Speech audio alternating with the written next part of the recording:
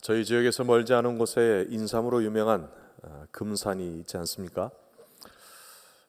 금산은 아니지만 인삼들이 자라는 인삼밭에서 한 인삼이 이렇게 말을 했대요. 나는 참 행복한 인삼이야.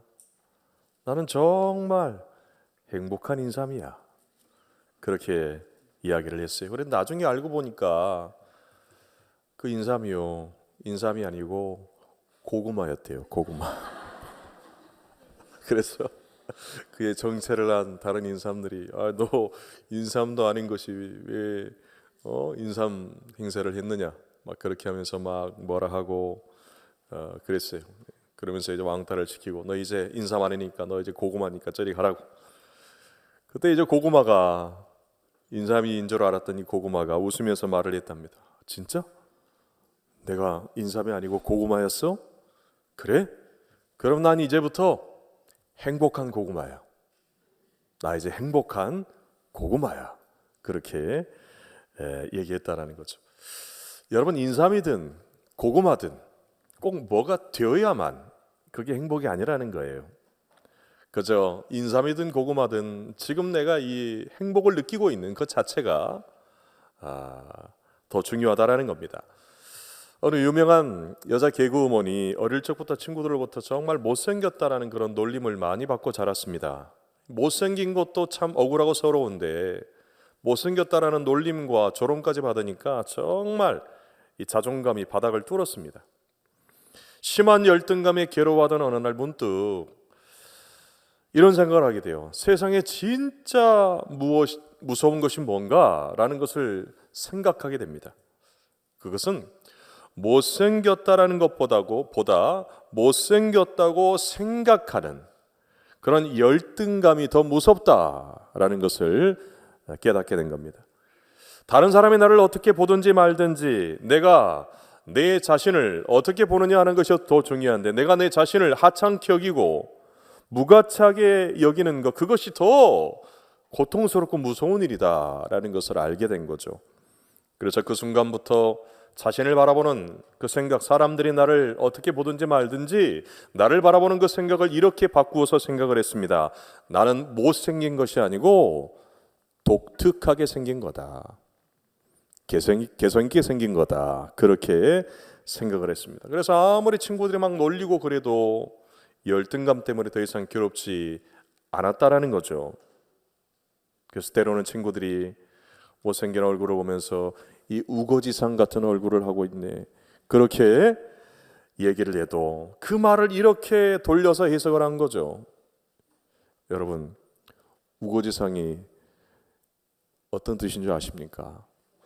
우아하고 거룩하고 지성적인 얼굴이 우거지상이다. 옆에 계신 분 우거지상이라고 그렇게 인사하지 마시고 이렇게 서로 축복하겠습니다. 우아하고 거룩하고 지성적인 얼굴이십니다.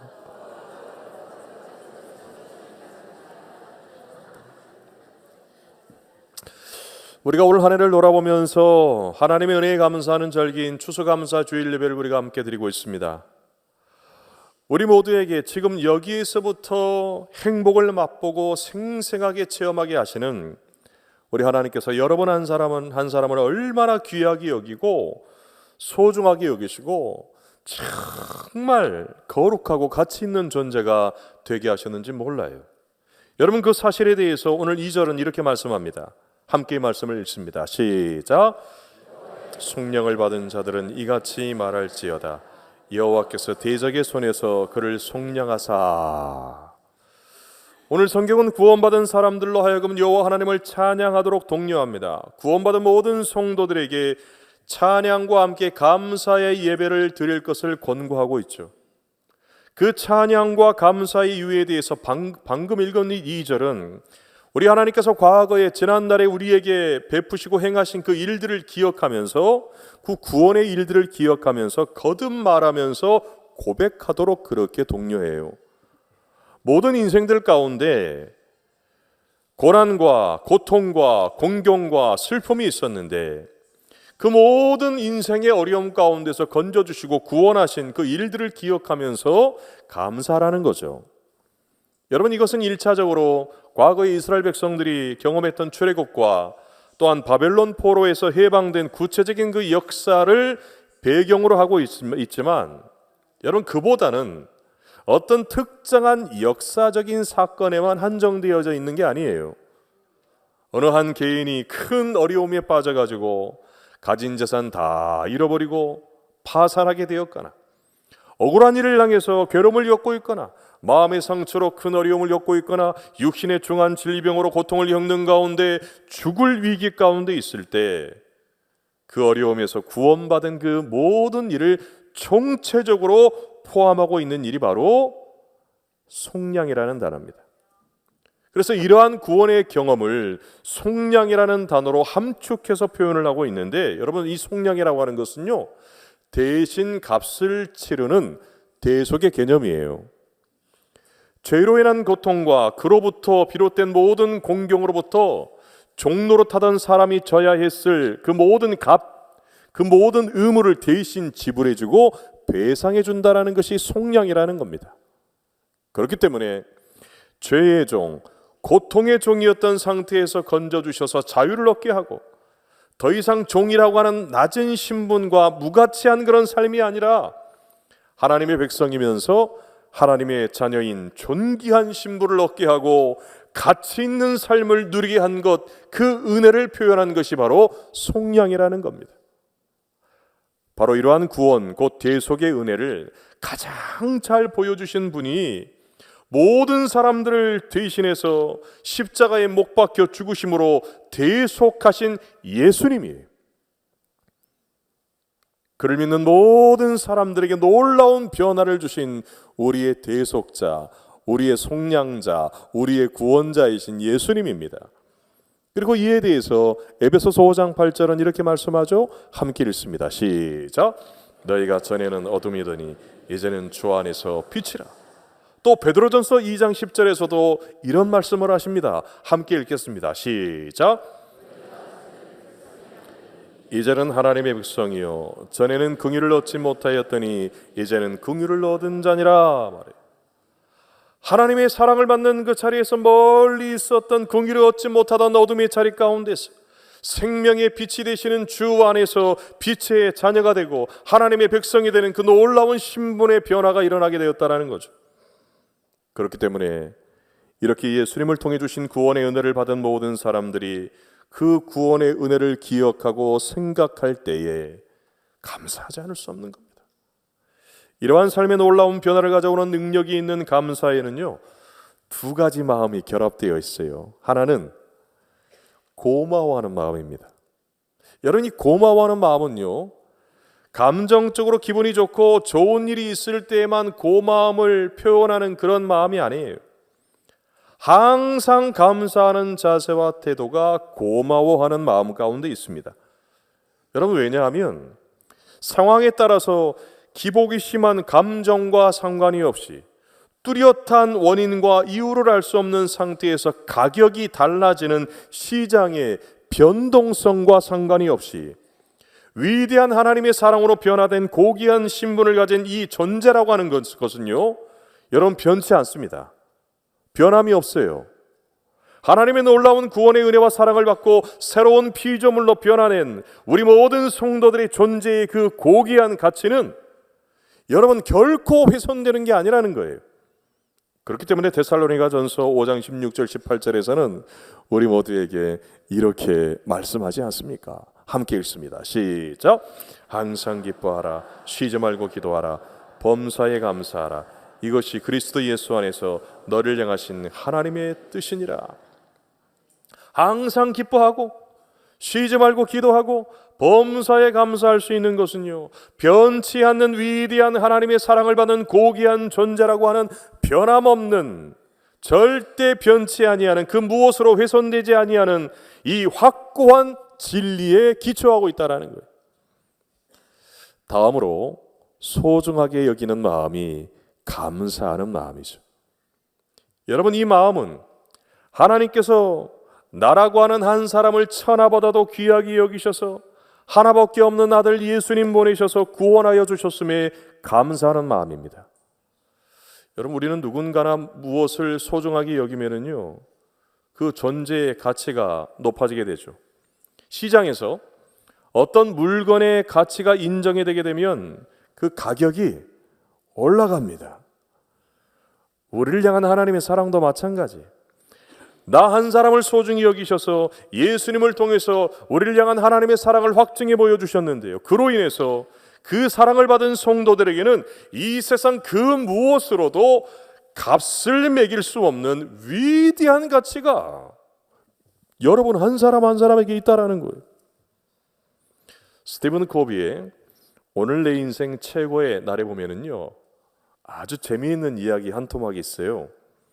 남태평양의 키니와타라는 섬에는 신랑이 신부의 외모, 미모에 따라서 그 신부 측에 암소를 신부 값으로 주는 그런 풍습이 있습니다. 그러니까 예쁘게 생겼으면은 암소 4마리, 아주 예쁜 것은 아니지만 그래도 매력적인, 아주 결혼하고 싶은 그런 신부라고 하면 암소 3마리.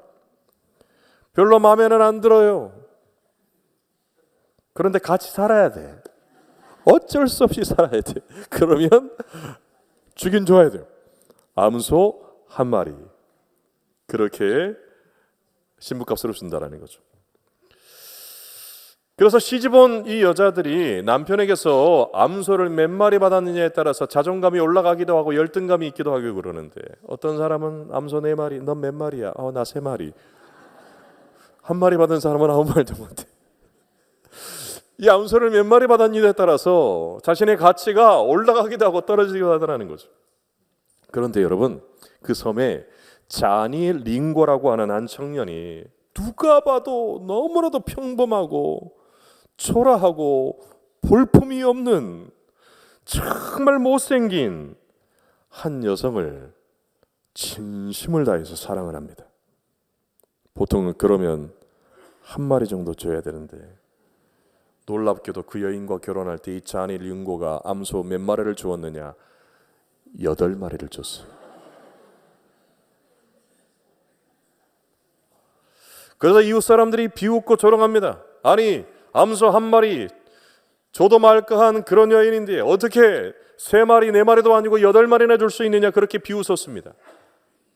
나중에 그 섬에서 선교하시던 선교사님이 그 이야기를 듣고요, 그 가정을 방문하게 됐어요.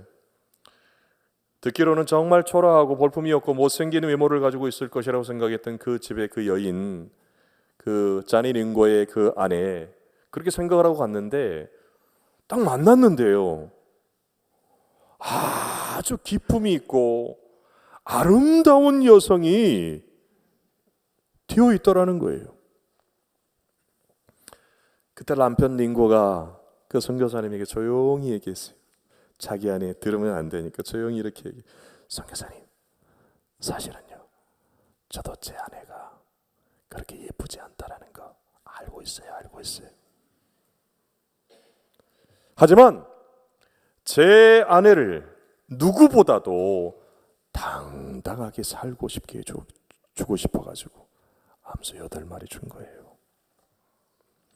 여러분, 자신이 사랑한 아내를 향한 남편의 암소 8마리의 크고 깊은 사랑이 초라한 그 여인을 정말 우아하고 거룩하고 지성적이고 세련된 그런 존귀한 존재가 되는 빛나는 사람이 되게 하도록 그렇게 변화시켰다라는 이야기입니다. 여러분, 우리를 향한 하나님의 사랑이 어떠합니까? 암소 1마리입니까? 암소 4마리입니까? 암소 8마리입니까? 아니요, 50마리, 100마리의 암소와 비교할 수 없는 거죠. 요한일서 4장 9절과 10절에서는 그래서 우리를 향한 하나님의 사랑의 그 엄청난 가치에 대해서 이렇게 이야기하는 거예요. 함께 말씀을 읽겠습니다. 시작. 하나님의 사랑이 우리에게 이렇게 나타난 바 되었으니 하나님이 자기의 독생자를 세상에 보내심은 그로 말미암아 우리를 살리려 하심이라. 사랑은 여기 있으니 우리가 하나님을 사랑한 것이 아니요 하나님이 우리를 사랑하사 속하기 위하여 화목제물로 그 아들을 보내셨습니다. 여러분, 여러분을 향한 하나님의 사랑은 온 천하보다도 귀합니다.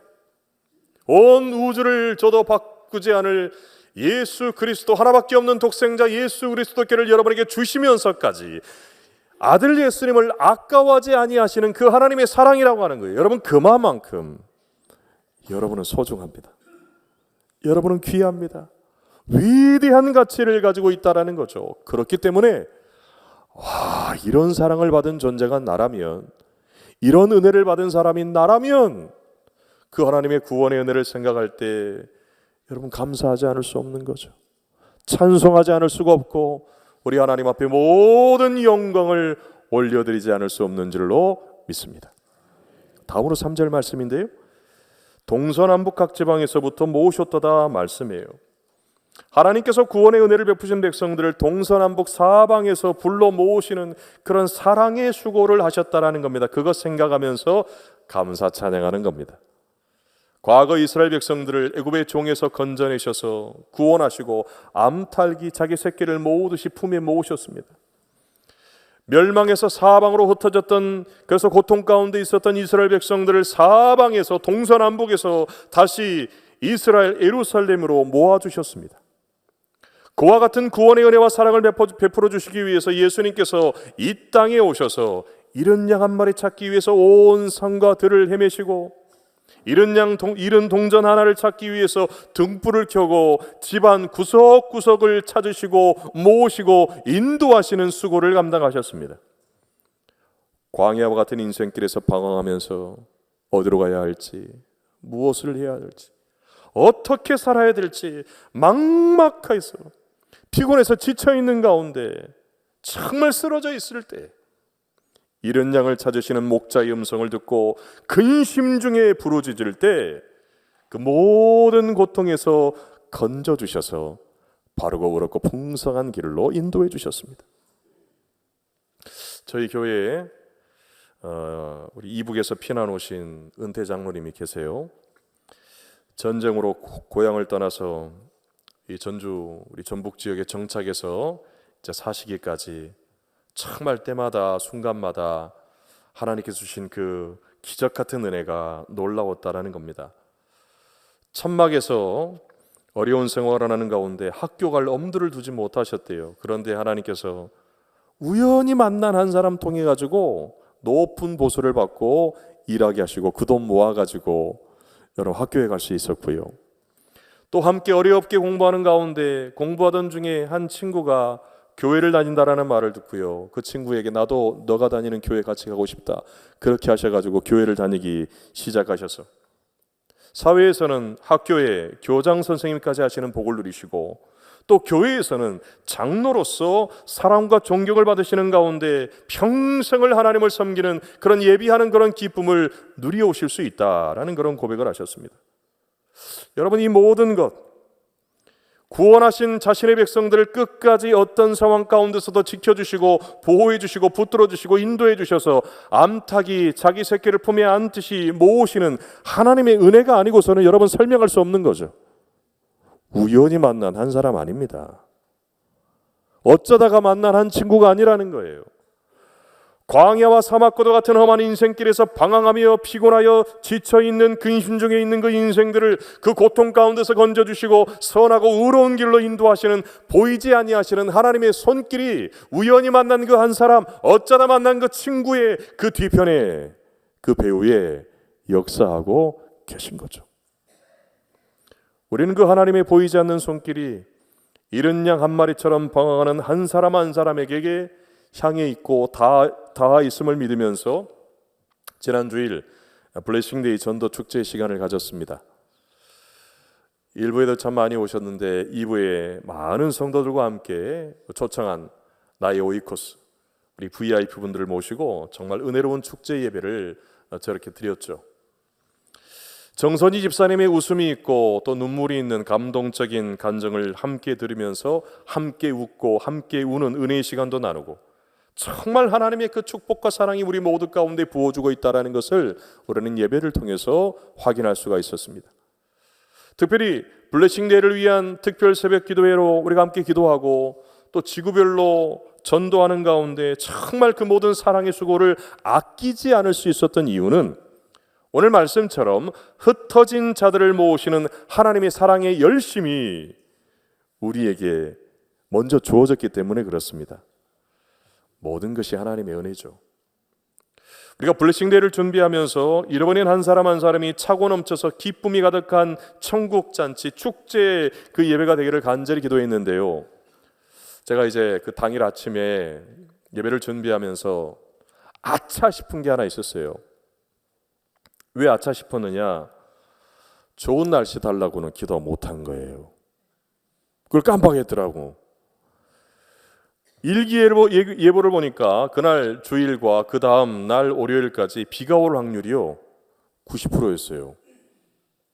모르셨죠? 그날 아셨어요? 비가 올 확률이 90%였어요. 그러니까 당일날 아침 보니까 딱 일어나서 보니까 밖이 우중충하고 짙은 안개가 있고 금방이라도 막 비가 막 내릴 것 같았습니다. 그때 막 늦었지만 제가 하나님 앞에 이렇게 기도했습니다. 하나님, 날씨를 깜빡 잊고 기도 못했는데 지금이라도 늦었지만 기도드립니다. 하나님, 오시는 분들 불편하지 않도록 맑고 화창한 그런 일기를 허락해 주십시오. 그렇게 기도하고 교회 왔는데 여러분 어떻게 됐죠? 네. 아침에는 신비롭게 안개가 자욱하다가 축제 예배가 시작이 될 때 마치 멋진 무대를 가리고 있었던 커튼처럼 하늘이 활짝 열리고 환하고 밝은 빛이 있는 그 은혜 가운데 우리가 블레싱데이 전도 축제를 여러분 치를 수 있었는 줄로 믿습니다. 여러분, 그래서 오늘 추수감사주일 그 은혜를 생각할 때에 여러분 하나님께 감사해야 돼요? 해야 돼요? 감사하지 않을 수가 없는 거예요. 그렇기 때문에 모든 순간 모든 은혜를 베푸시면서 이른 양과 같이 흩어진 이들을 모으시고 행하신 하나님의 놀라운 기적으로 말미암아 오늘도 우리가 감사와 찬송과 모든 영광을 우리 하나님 앞에 올려드리고 있는 줄로 믿습니다. 오늘 끝으로 1절 말씀인데요, 함께 말씀을 읽습니다. 시작. 그는 선하시며 그 인자하심이 영원함이로다. 여러분, 건져주시고 베풀어주시고 인도해주시고 모아주시고 돌보시는 하나님의 사랑, 지금까지 행하신 하나님의 놀라운 기적들을 생각할 때 그의 선하심과 그의 인자하신 그 하나님, 영원하신 그 하나님 앞에 끊임없는 감사를 고백하고 또 고백하며 찬양하지 않을 수 없는 겁니다. 그런데 우리가 더 깊이 감사해야 될 또 한 가지 중요한 이유가 있습니다. 그것은 뭐냐면 그 하나님의 사랑과 은혜가요 한결같고 영원하기 때문에 그래요. 그렇기 때문에 그 사랑과 은혜를 받은 우리의 감사 역시 지속적이고 영원한 감사해야 됩니다. 그런 이유로 웨스트민스터 소요리 문답의 제1문은 이렇게 시작하죠. 여러분 함께 이 소요리 문답의 제1문을 큰 소리로 읽어보겠습니다. 시작. 제1제는 목적은 하나님을 영화롭게 하고 그를 영원토록 즐거워하는 것이다. 하나님을 영화롭게 하는 것, 감사와 찬양과 이 예배를 드리는 것, 그 일이 우리가 영원토록 즐거워하는 일이라는 겁니다. 그분의 한결같고 무조건적인 그 영원하신 그 사랑과 은혜가 우리의 모든 삶을 바꾸고 우리로 하여금 영원한 변화된 삶으로 이어지게끔 하셨기 때문에 그렇습니다. 여러분, 그래서 하나님에 대한 감사와 찬양이 모든 것을 바꾸는 능력이 거기에 있어요. 내 모든 삶을 송두리째 뒤바꾸는 하나님의 능력이 그 은혜에 대해서 고마워하는 마음, 그 주신 그 사랑을 소중히 여기며 감사하는 그 마음 가운데 있다라는 겁니다. 바로 그래서 감사는 내 모든 삶을 영원히 변화시킨 하나님의 그 능력이 지금 우리 가운데 지금 나에게 머물고 있다라는 것을 지금 고백하는 거예요. 지금 표현하는 거예요. 이러한 감사에 있는 강력한 그 힘과 능력에 대해서 일본의 에모토 마사루 박사는 물은 답을 알고 있다라는 책을 통해서 한 가지 실험을 통해 이렇게 소개합니다. 물을 얼려가지고 튜브에 담은 뒤에 그 앞에 놓고서 이런 사랑과 감사의 말을 하고요, 같은 조건에 아무런 말도 건네지 않는 그 물의 결정체와 비교를 한 겁니다. 그런데 놀라운 결과가 나왔어요. 사랑과 감사의 말을 건넨 물의 반응인 결정체는 보시는 바와 같이 오른쪽을 보시면 눈송이처럼 규칙적이고 선명하고 아름다운 레이스의 모양으로 되어 있어요. 오른쪽이 사랑과 감사의 말을 한 거예요. 그런데 아무 말도 건네지 않은 물의 결정체는요, 왼쪽에 보듯이 오른쪽하고 확연히 차이가 나잖아요. 불투명한 그런 모습을 보이고 있는 겁니다. 또 피터 톰킨슨이라고 하는 식물학자는요, 같은 식물을 3개의 화분에다가 각 흙에다가 담아가지고 심은 다음에 같은 장소에다가 나란히 둡니다. 그리고 물과 거름과 햇빛과 또 여러 가지 많은 그 영양분들을 동일하게 준 다음에 한 가지 다른 조건을 갖게 했어요. 그것은 뭐냐면 각 화분마다 다른 말을 건네면서 기른 겁니다. 첫 번째 화분에는 칭찬하면서 넌 어쩜 그렇게 예쁘니? 왜 그렇게 아름답니? 와, 어떻게 이렇게 예쁠 수가 있니? 그러한 사랑을 담은 축복의 말을 하고, 두 번째 화분에는 아무 말도 하지 않은 거예요. 그리고 세 번째 화분에다가는 이런 말을 합니다. 넌 정말 볼품이 없구나. 너 쓸모없는 식물이구나. 너는 기를 만한 가치가 없어. 그런 비난과 불평의 말을 했어요. 그랬더니 여러분, 시간이 흐르면서 칭찬과 사랑과 축복을 받은 식물은요, 튼튼하고 건강하게 자라고요.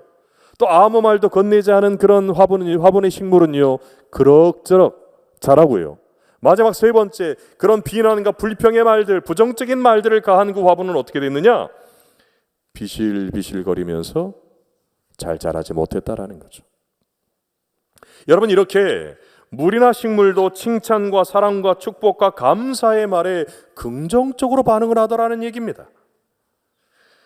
그러기에 그보다 고귀한 가치가 있는 사람이 하나님의 이 사랑과 하나님의 은혜에 고마워하는 마음, 소중하게 여기는 감사의 마음으로 반응하게 될 때 얼마나 더 기쁘고 얼마나 더 즐겁고 얼마나 더 행복한 삶을 살게 되겠느냐 하는 것을 여러분 연구로서 발표하는 겁니다. 여러분, 감사하면 감사할수록 여러분의 삶에 더 놀라운 축복이, 은혜가 부어지게 될 줄로 믿으시기를 바랍니다. 그래서 존 템플턴 재단의 지원을 받아가지고 개인의 행복과 삶의 의미를 연구한 그레이터 굿사이언스 센터의 그 연구에 따르면요, 감사는 개인과 가정과 이웃과 사회와 나라를 뒤바꿀 수 있는 놀라운 능력이 있다라는 것을 그 연구에서 발표합니다. 감사를 실천하면서 생활할 때 부정적인 정서가 줄어들고 마음도 건강해지고 또 육신도 건강해진다라는 거예요. 삶에 대한 만족도와 행복감이 높아지게 된다는 겁니다. 한 성도분이 이 감사를 실천하면서 생활하면서 살아가는 한 성도분이 이렇게 자신의 삶의 변화에 대해서 이야기를 해요. 불평이 아니라 감사를 날마다 고백하며 실천했을 때 자신의 성격이 늘 비판적이고 부정적이고 불만이 많고 깐깐하고 완고했다라는 거예요. 그런데 그런 성격이 바뀌어서 부드럽고 따뜻하고 이해심이 많고 재미있고 편안한 성격으로 바뀔 수 있었다라는 그런 고백을 해요. 범사에 감사했더니 자신의 삶이 놀랍게 바뀌는 경험을 했노라 하는 그런 고백을 합니다. 여러분, 그래서 아름다운 동행 감사학교에서 감사를 꽃피우는 10가지 방법에 대해서 이렇게 제안합니다. 빠르게 보면 첫 번째는 감사, 배터리 충전 상태를 점검하는 거예요. 나에게 지금 감사의 배터리가 얼마 정도 있는지. 두 번째는 감사의 적은 불평불만이라는 겁니다. 세 번째는 감사의 커트라인을 낮추라는 거예요. 꼭 기분이 좋을 때만, 좋은 일이 있을 때만 감사하는 것이 아니고 범사의 어떤 상황 가운데서도 감사하는 삶을 살라는 거죠. 그리고 받은 복을 감사하라고 하는 거예요. 여러분, 받은 복이 없는 사람이 없습니다. 그리고 즉시 고마움을 표현하는 거예요. 또 가까운 사람에게 먼저 감사하는 것이고 헌신하는 이들에게 감사하는 것이고 또 감사한 일이 있으면 즉시 기록하고 생일을 감사의 날로 정하고 마지막 10번째, 적어도 하루에 10번 감사하기. 여러분, 이 중에서 10번 이번 한 주간 하루에 10번 한번 감사해 보시기를 바랍니다. 한번 해보세요. 가능하면 한번 여러분 수첩이라든지 여러분 일기에다가 한번 적어도 보십시오. 이렇게 감사를 실천하게 될 때 여러분, 물도 달라져요. 화분도 달라져요. 그런데 우리의 인생이 얼마나 달라지겠냐는 겁니다. 우리 하나님께서 여러분을 얼마나 사랑하시고 지금 얼마나 큰 은혜와 축복을 주시는데, 그것을 알고 우리가 감사로 반응하며 나아가게 될 때, 여러분, 우리 인생 가운데 더 놀라운 일들이 일어나게 될 줄 믿습니다. 우리 하나님께서 부어주시는 그 놀라운 축복, 그 행복, 그 영통함을 저 우리 신일의 모든 성도님들이 30배, 60배, 100배로 받으시기를 주님의 이름으로 축복합니다. 기도하겠습니다. 사랑의 하나님, 예수님을 통해 주신 구원의 은혜와 사랑에 감사드립니다. 이른 양과 같이 흩어진 저희를 모으시고 품으셔서 옳은 길로 인도하여 주셨음에 감사합니다. 영원한 기쁨과 축복이 넘치는 인생으로 뒤바뀌는 은총 주셨음에 감사합니다. 무엇보다 모든 것을 바꾸는 강력한 능력이 있는 이 감사를 계속해서 고백할 수 있게 하시니 감사합니다. 우리 구주 예수 그리스도의 이름으로 기도드립니다. 아멘.